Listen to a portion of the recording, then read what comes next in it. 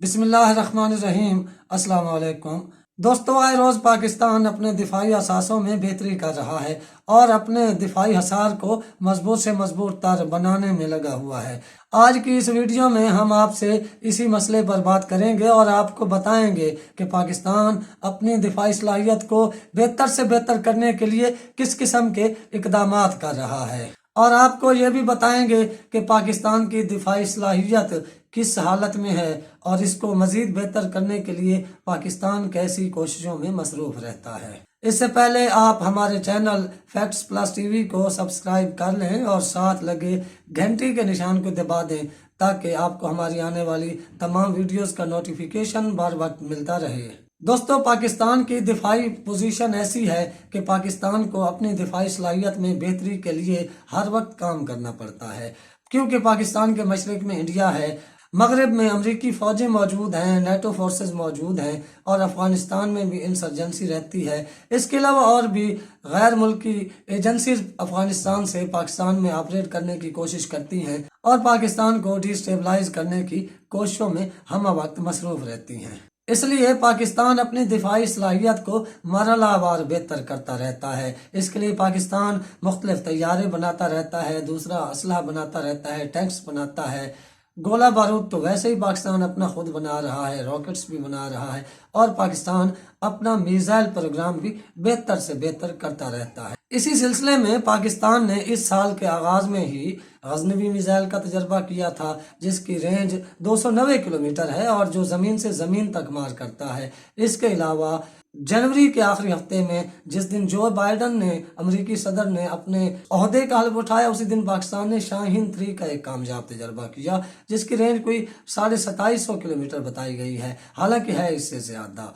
और आज पाकिस्तान ने एक और दिफाई संग मील अबूर किया है और बाबर क्रूज मिसाइल का एक कामयाब तजर्बा किया है, जो कि 450 मीटर तक रेंज रखता है, जिसे जमीन से फिजा और समंदर से फिजा में कामयाबी से मारा जा सकता है और ये ठीक ठीक अपने टारगेट को निशाना बनाता है। इसके अलावा ये तीनों मिसाइल एटमी वॉर हेड्स लेकर जाने की भी मुकम्मल सलाहियत रखते हैं, जो कि हर तरह के एटमी वॉर हेड्स को ले जाने के लिए बेहतर और मौजू हैं।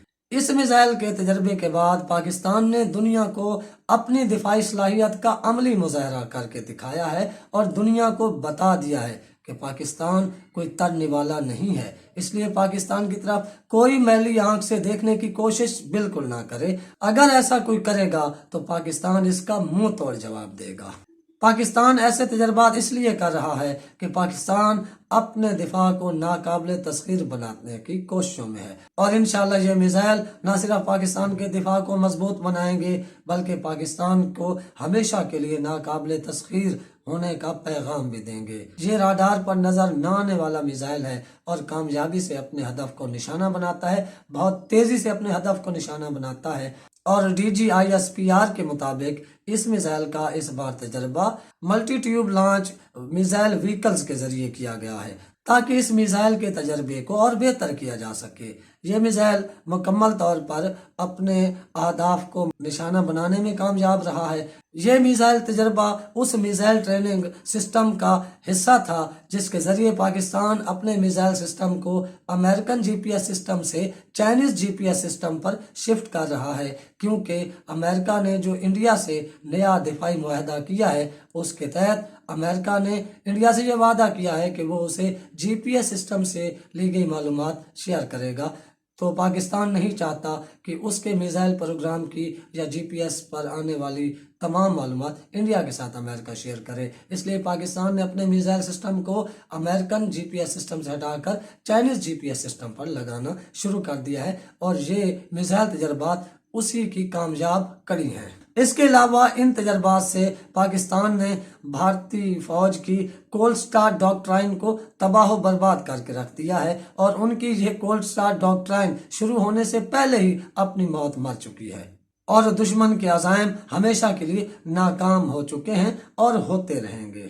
अल्लाह ताला से ये दुआ है कि अल्लाह ताला हमारे मुल्क को हमेशा इसी तरह दुश्मनों की नजर बद से बचाए रखे, आमीन। अब तक के लिए इतना ही। आप अपने घर वालों दोस्तों का ख्याल रखिएगा, अपने इस चैनल का भी। अल्लाह हाफिज।